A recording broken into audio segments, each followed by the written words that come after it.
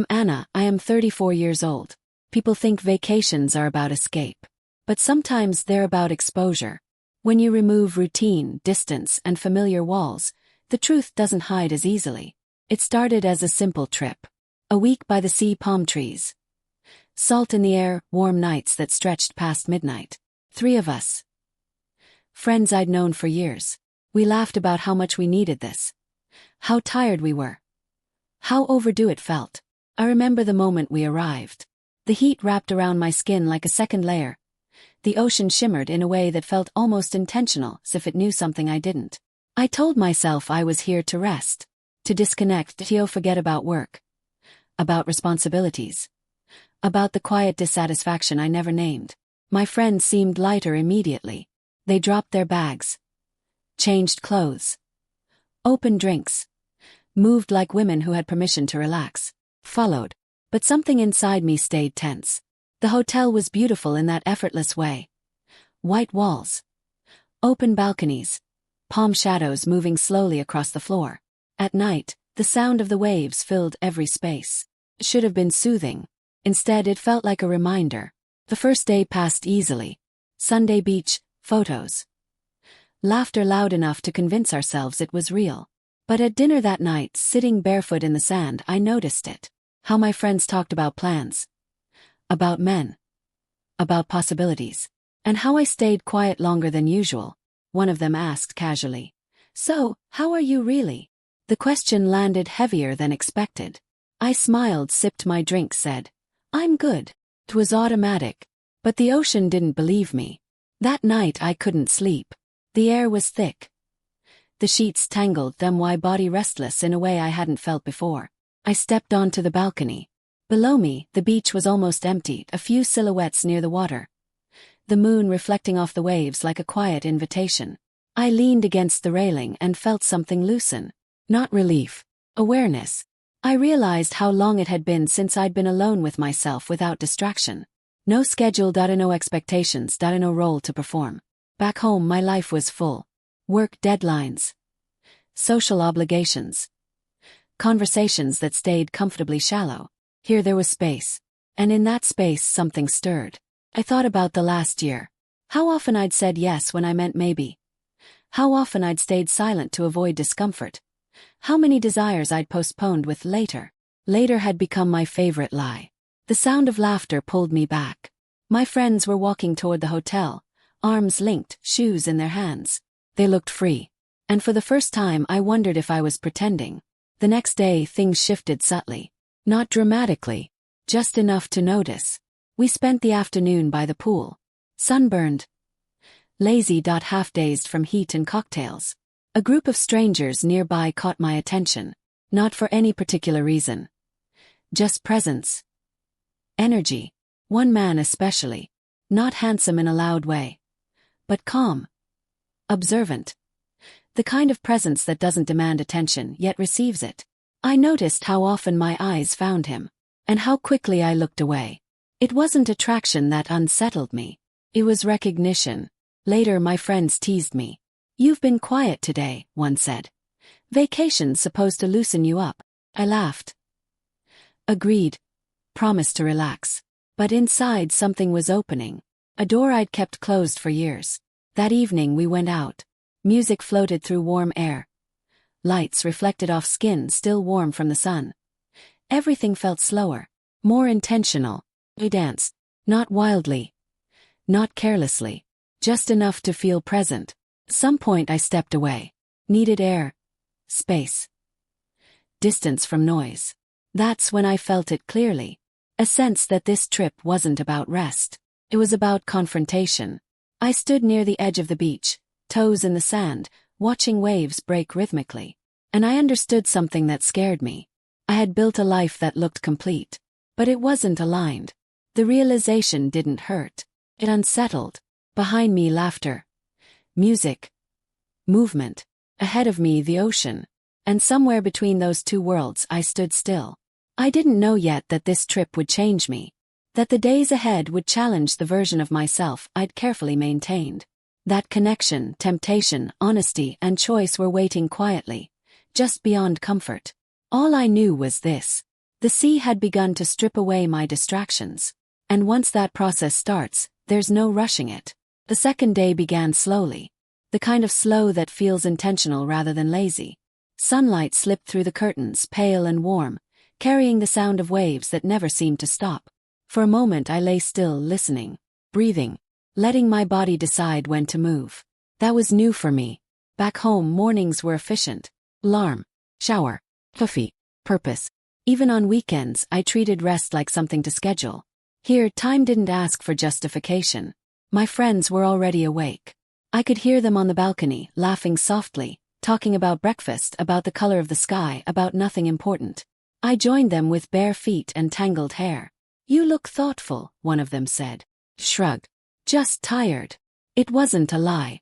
It just wasn't the whole truth. We walked down to the beach together. The sand was still cool, untouched by midday heat. The sea stretched endlessly, calm on the surface, hiding its strength underneath. I watched the horizon longer than necessary, feeling something familiar stir inside me. A sense of wanting without knowing what. Over breakfast, conversation flowed easily. Stories about work frustrations. About relationships left behind. About who needed this vacation the most. I listened more than I spoke. Not because I had nothing to say, but because saying it would make it real. At one point, one of my friends sighed and said, "I swear, something always shifts when I travel. Like I come back a slightly different version of myself." The other nodded.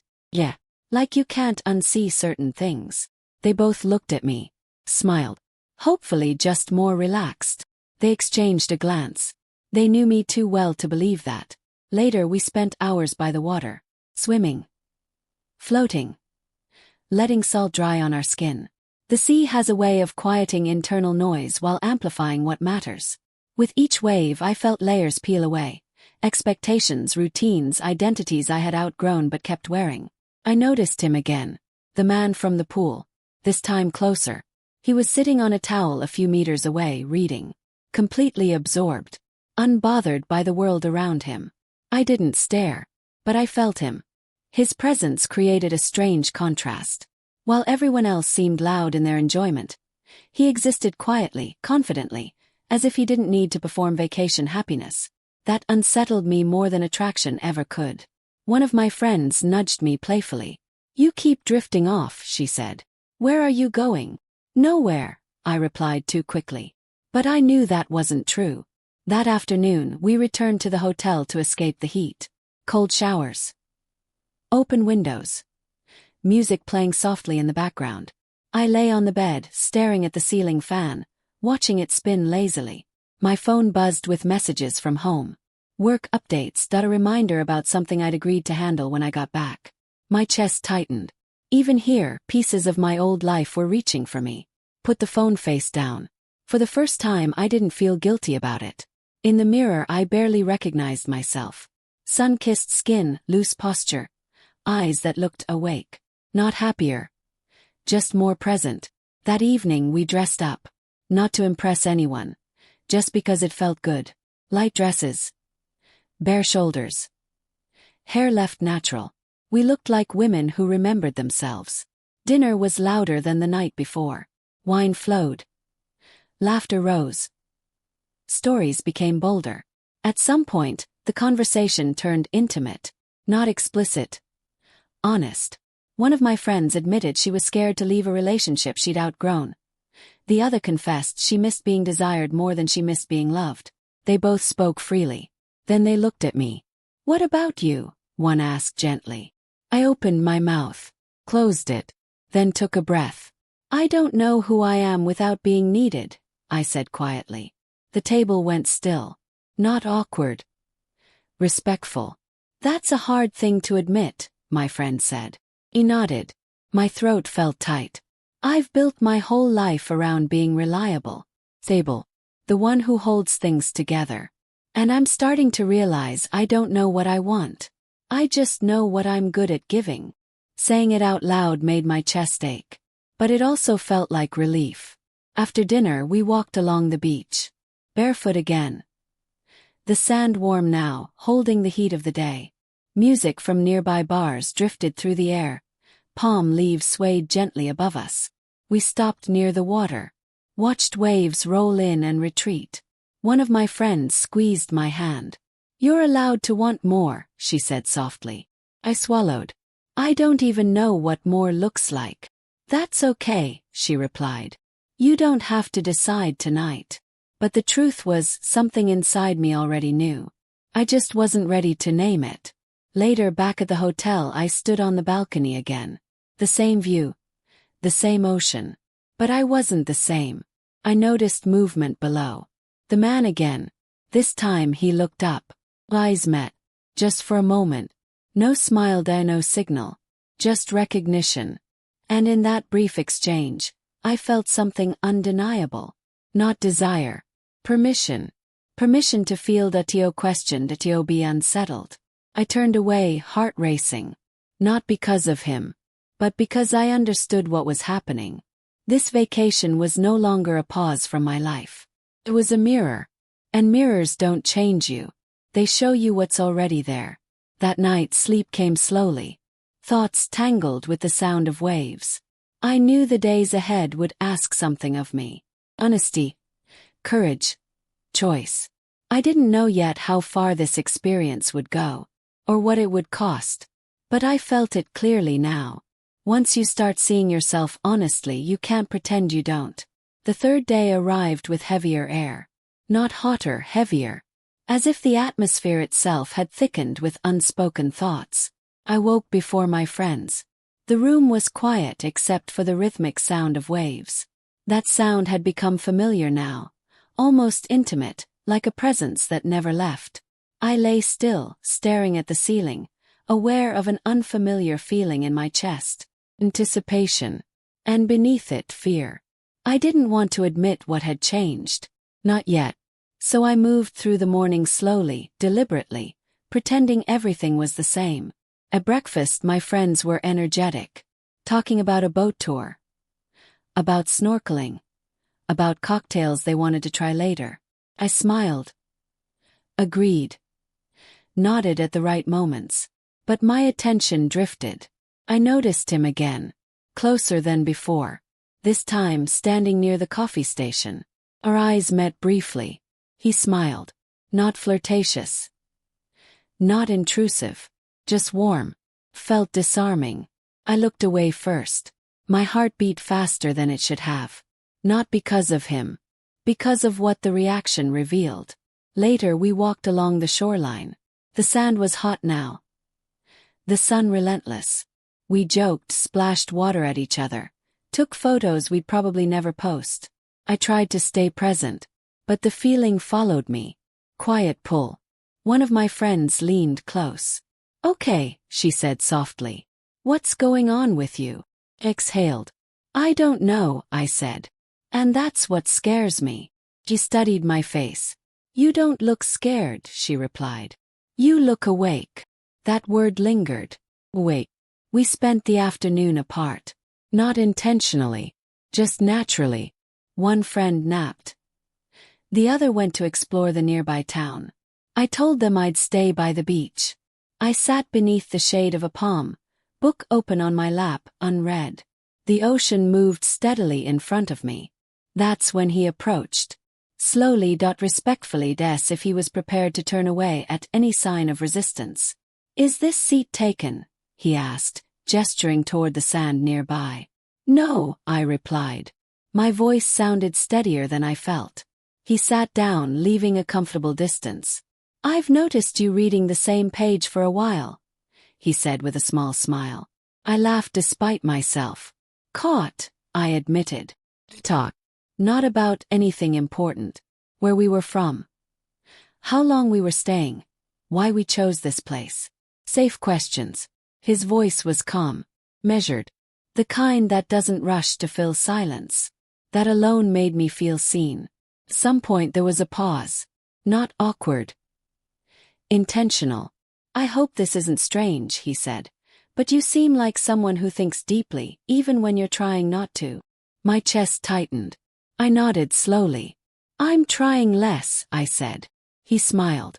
"That's usually when the real things surface."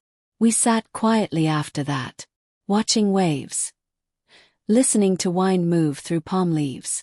I was acutely aware of my body, of my breath, of the space between us. Nothing happened, and yet everything shifted. When he finally stood to leave, he hesitated. "I'm usually at the beach around this time," he said. "If you ever feel like talking again." It wasn't a question. It was an opening. I watched him walk away, my heart pounding. 1,000 thoughts raced through my mind. This is harmless. This means nothing. This is dangerous. This feels honest. That evening my friends noticed immediately. "You look different," one said. "Lighter," the other added. I sat on the edge of the bed, staring at my hands. "I met someone," I said quietly. Their reactions were measured. Curious. Protective. Supportive. "Do you feel guilty?" one asked. "Thought about it." "No," I replied. "I feel responsible." "For what?" "For not lying to myself." Dinner that night tasted sharper, brighter, every sensation amplified. The warmth of the air, the salt on my skin, the sound of music drifting through the streets. I caught myself scanning the crowd.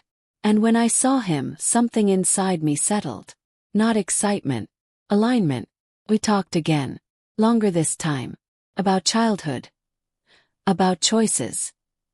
About the strange way life forces clarity when you least expect it. He didn't ask about my relationship status. Didn't push. Didn't assume. That restraint made everything feel more intense. At some point he said, "I get the sense you're at a crossroads." I laughed softly. I didn't realize it was that obvious. "It's not," he replied. "It's familiar." That word again. Recognition. Walking back to the hotel later, I felt overwhelmed. Not by him. By myself. I realized something frightening. I wasn't tempted by escape. I was tempted by truth.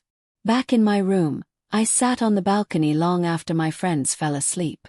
The moon was high. The ocean dark and endless. I thought about my life back home. The roles I played. The expectations I upheld. The version of myself everyone relied on. And I asked myself a question I'd been avoiding for years. Who am I when no one needs anything from me? The answer scared me. Because I didn't know yet. But I wanted to find out. That night, I understood the real danger of this trip. Not infidelity. Not scandal. Not heartbreak. The danger was awakening. Once you feel aligned, pretending feels unbearable. Once you taste honesty, compromise feels loud. Once you recognize yourself, you can't unsee it. I fell asleep knowing something irreversible had begun. Not with him. With me. By the fourth day, the vacation no longer felt like an escape. Felt like a slow unraveling. I woke with a sense of inevitability. Not urgency. Not excitement. Clarity. The kind that settles quietly in your body before your mind catches up. My friends were still asleep. The room was dim, curtains barely moving with the breeze. I moved softly, careful not to wake them, and stepped onto the balcony. The sea greeted me like it always did. Patient, endless, honest. I realized I was no longer asking myself if something was happening. I was asking what I was going to do about it. Later that morning we met by the pool. The air was already warm, the sun unapologetic. My friends talked about plans for the afternoon. A market visit, massages, cocktails at sunset. I listened, but my thoughts were elsewhere. "You're not really here today," one of them said gently. "I am," I replied. "Just processing." She studied me for a moment, then nodded. "Whatever you're figuring out," she said, "do it honestly." That word again, honesty, followed me everywhere now. I found him by the beach, just like before. This time I didn't hesitate. I walked toward him. "You're becoming predictable," I said lightly. He smiled. "So are you." We both laughed. And just like that, the tension softened into something easier. We walked along the shoreline together. Not close enough to touch. Not far enough to feel distant. Conversation flowed naturally. About music. about places we'd lived, about moments that changed us quietly without ceremony. I didn't expect to feel this way here, I admitted. Feel what way? He asked. Exposed, I said. In a good way. He nodded slowly. The ocean does that. It takes away the illusion of control. At one point we stopped. The waves rushed toward us, retreating again and again. He looked at me, really looked at me. You seem like someone who's been strong for a long time, he said. That kind of strength can become a cage. My breath caught. He wasn't flirting. He was seeing me. We stood there longer than necessary.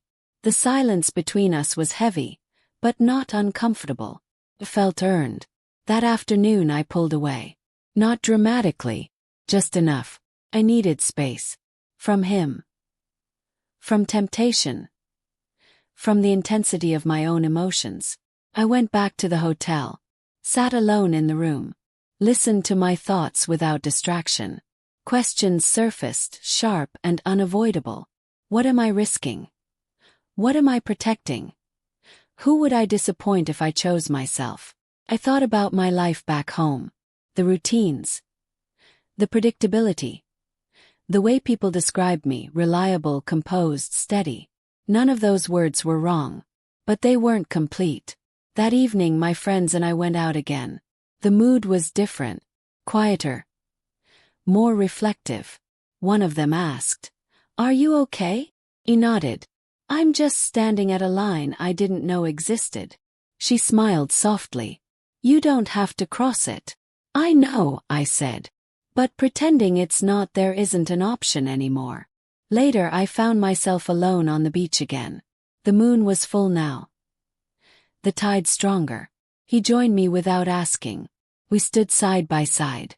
"I don't want to complicate your life," he said after a while. "You're not," I replied honestly. "You're clarifying it." That was the moment everything shifted. Not because of desire, because of truth. He took a step closer. Close enough that I could feel his presence, his warmth. But he didn't touch me. He waited. Closed my eyes. I thought about consequences.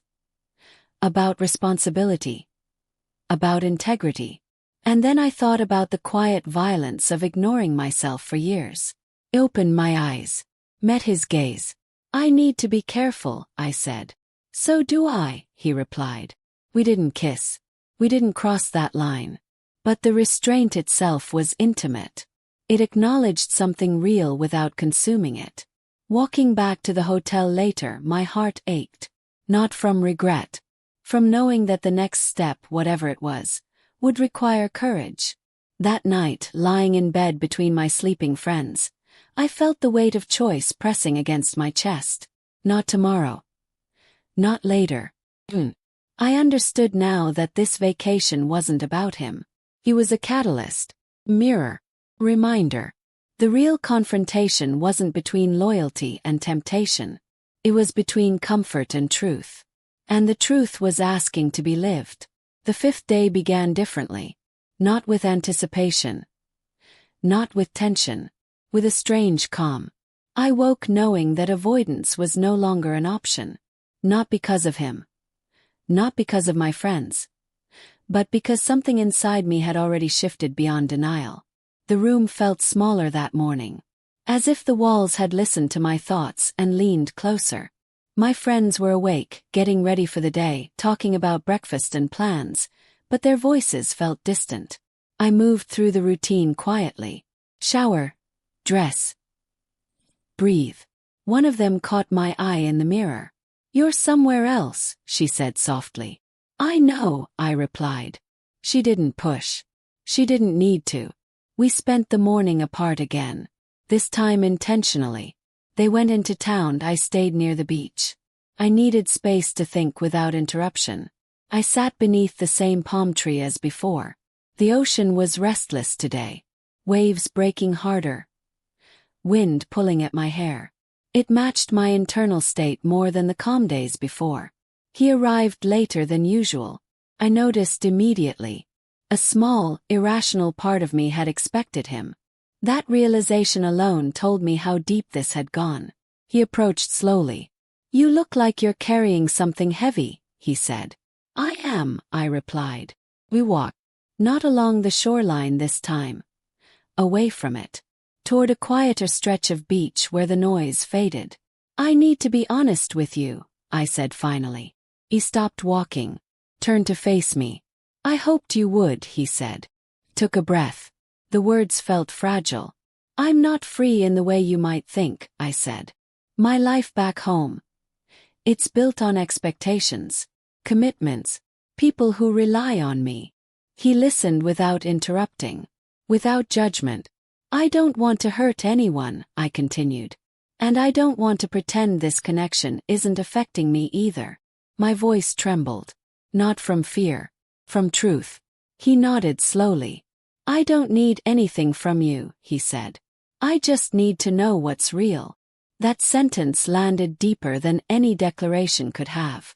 What's real, I said carefully, is that meeting you didn't create something new in me. It revealed something that was already there. He studied my face. I believe that, he said. We stood there, the wind moving around us. The space between us charged but controlled. I don't want to cross a line I can't stand behind later, I said. Neither do I, he replied. That was the moment I realized something painful and liberating at the same time. This wasn't about temptation. It was about alignment. We didn't touch. But the restraint itself felt like intimacy. More honest than impulse. Later that afternoon I returned to the hotel. My friends were back, lying by the pool. Laughing, carefree. I joined them. Tried to re-enter the atmosphere. But something had shifted too far inside me. One of them looked at me closely. You talked to him, didn't you? He nodded. Are you okay? I think so, I said. But I think I need to make a decision soon. That evening we dressed up again. But this time it felt different. Heavier. As if every movement carried intention. We went out to dinner. Music, warm lights. The smell of the sea mixing with food and perfume. I felt acutely aware of every sensation. At the table, conversation drifted. But my thoughts stayed focused. I kept returning to one question. What does integrity look like for me? After dinner my friends went dancing. I stayed back. Needed air. Needed honesty. I walked toward the beach. The moon was high. The tide strong. He was already there. As if the universe had decided to stop pretending this was coincidence. I think this is our last real night here, he said quietly. He nodded. Yes. We stood together, closer now. Close enough that I could feel his breath. But still untouched. I don't want to be a secret, he said gently. You're not, I replied. You're a question. He smiled sadly. Questions change lives. Yes, I said. They do. Silence fell. Heavy, sacred. I felt tears well unexpectedly. Not because of him. Because of what I was admitting to myself. I've been living a life that looks right, I said. But it doesn't feel honest anymore. He didn't respond immediately. Then softly. What are you afraid of losing? Thought about it. Then answered truthfully. My identity. He nodded. That's usually what we risk when we grow. That night we finally crossed a line. Not physically. Emotionally. I rested my head briefly against his shoulder. Just for a moment. Just long enough to acknowledge what existed. Then I stepped back. I need to do this right, I said. He didn't argue. He didn't plead. He respected the boundary. Walking back alone, my chest felt tight. But also clear. I knew now what needed to happen. Not tonight. Not on this beach. Soon. The hardest truth had surfaced. And once you see it, you can't put it back where it was. That night, lying awake, I accepted something fully for the first time. Growth is not loud. It doesn't announce itself. It asks quietly and waits. And I knew I would have to answer. The 6th day carried the weight of ending.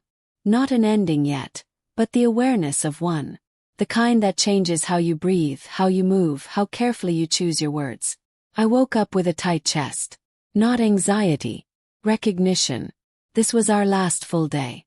Tomorrow, suitcases would close. Flights would leave, reality would reclaim its shape. My friends were quieter too. Even they felt it. That subtle shift when joy begins to soften into memory. We moved through breakfast slowly, savoring flavors, laughing a little louder than necessary, trying to stretch time with intention. "You're quiet again," one of them said gently.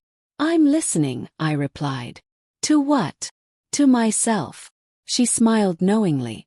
"That can be loud." We decided to spend the day at the beach. One last immersion. Salt Sunday water.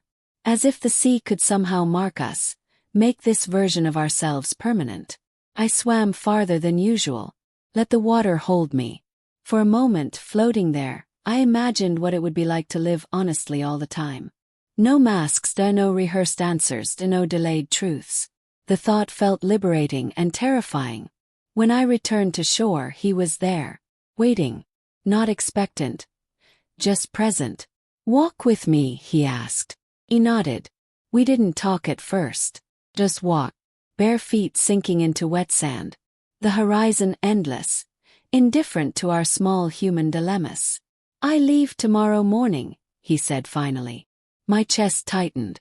"I know," I replied. "And you?" he asked. "Tomorrow afternoon." There it was. The deadline we'd both been avoiding. "I don't need promises," he said quietly. "I don't need answers right now. I just don't want to pretend this didn't matter." I swallowed hard. "It mattered," I said. "More than I expected." We stopped walking, turned toward each other. This time there was no distance between us. Just space filled with unspoken truth. "I'm scared," I admitted. "Of what?" "Of going back and trying to fit into a life that no longer fits." He nodded. "That fear doesn't go away. You just decide whether you listen to it or live beneath it." That sentence stayed with me. Live beneath it. We sat on the sand, close enough that our arms brushed, still not touching intentionally. Restraint had become our language. "I don't want to be the reason you burn everything down," he said. "You're not," I replied. "You're the reason I see the fire that was already there." The afternoon passed too quickly. Sun climbing, then beginning its slow descent. My friends joined us later. They sensed the gravity, gave us space without questions. That evening, the sky turned pink and gold. The kind of sunset that feels deliberate. As if the world knows it's closing a chapter. We gathered for dinner one last time. My friends hymned at me. The energy was bittersweet. Laughter mixed with pauses. Stories interrupted by silence. At one point, one of my friends squeezed my hand under the table. "Whatever happens," she seemed to say, "you're not alone." After dinner, we walked back to the beach. The music from nearby bars felt distant now, unimportant. "I need to tell you something," I said as we stood near the water. He turned toward me, attentive. "I can't carry this back home as a secret," I continued. "I won't pretend this was just a vacation moment." He nodded slowly.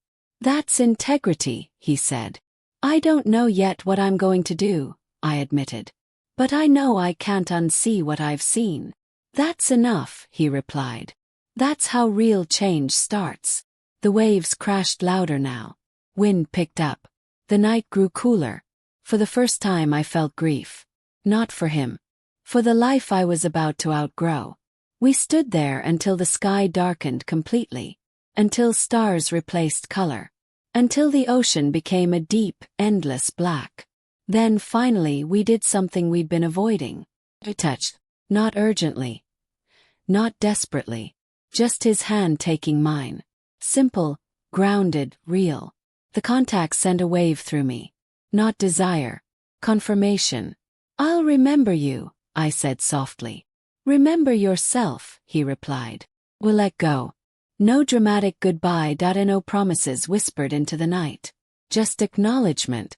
Walking back to the hotel alone, my steps felt heavy. Each one carrying the weight of the decision ahead. In the room, my friends were already packing.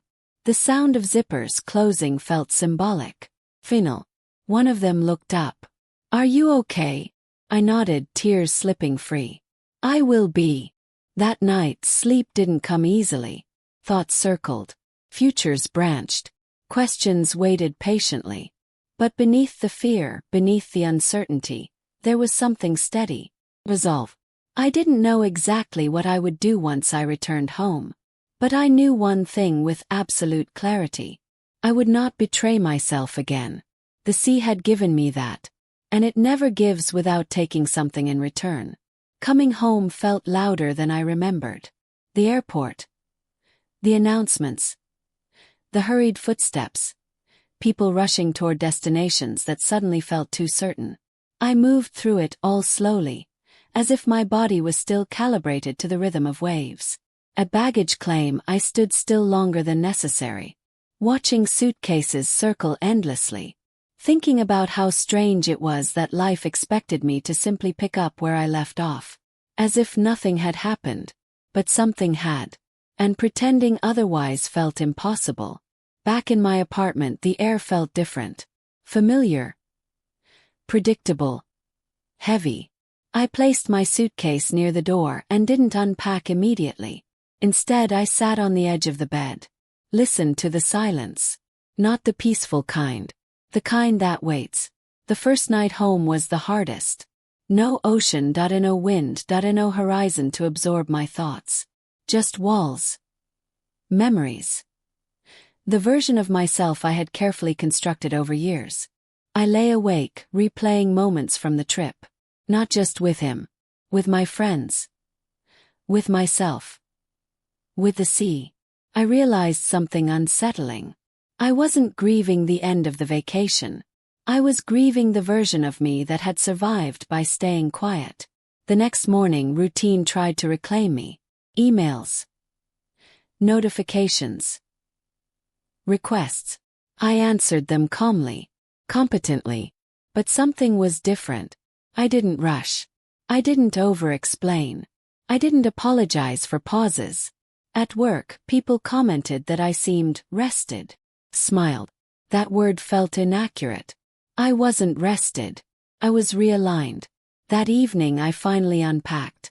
As I folded clothes still faintly scented with salt, my phone buzzed. A message from him. Simple. I hope you arrived safely.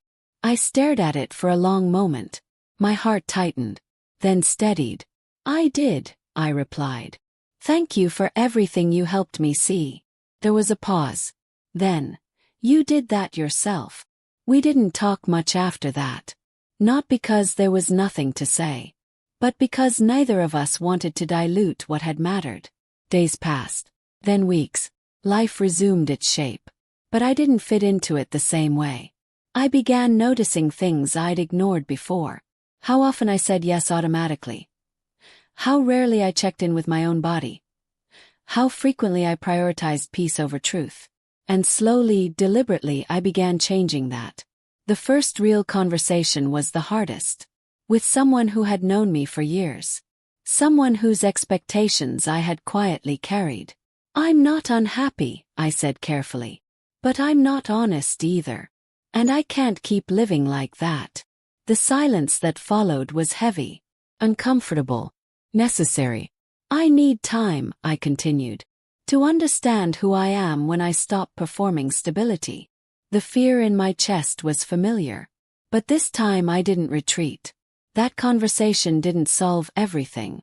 But it cracked something open. I learned that choosing yourself doesn't always look dramatic. Sometimes it looks like disappointing people. Sometimes it looks like confusion. Sometimes it looks like standing alone for a while. But it also looks like relief. I started spending more time by myself. Walking. Writing. Sitting in cafes without distraction. Listening. I noticed how my body responded to honesty. How tension eased when I spoke clearly. How exhaustion lifted when I stopped pretending. I thought about him often. Not with longing. With gratitude. He was never meant to be my future. He was a threshold. One evening months later, I went to the beach alone. Not the same one, but close enough. I stood at the edge of the water, shoes in hand, letting waves touch my feet. I remembered how exposed I had felt that first night by the sea.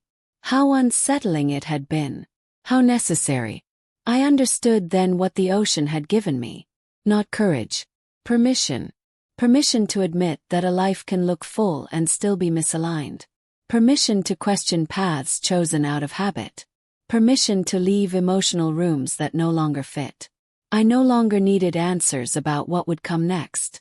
I trusted myself enough to let the next chapter reveal itself slowly. Some nights, fear still visited. Doubt whispered familiar warnings. But it no longer controlled my decisions. I had learned something essential. Truth doesn't promise comfort. Promises coherence. And coherence feels like rest. If I could speak to the woman I was before that trip, I would tell her this. You don't need a crisis to change. You don't need permission from anyone else. You don't need to justify your growth. You only need the courage to stop betraying yourself quietly. The ocean didn't change my life. It reflected it. And once I saw myself clearly, there was no going back. This isn't a story about love, or temptation, or escape. It's a story about alignment. About the moment you realize that peace isn't found by maintaining balance for others. It's found by standing honestly inside your own life. And that realization stays with you. Long after the salt washes off your skin. Long after the vacation ends. Long after the waves fade into memory.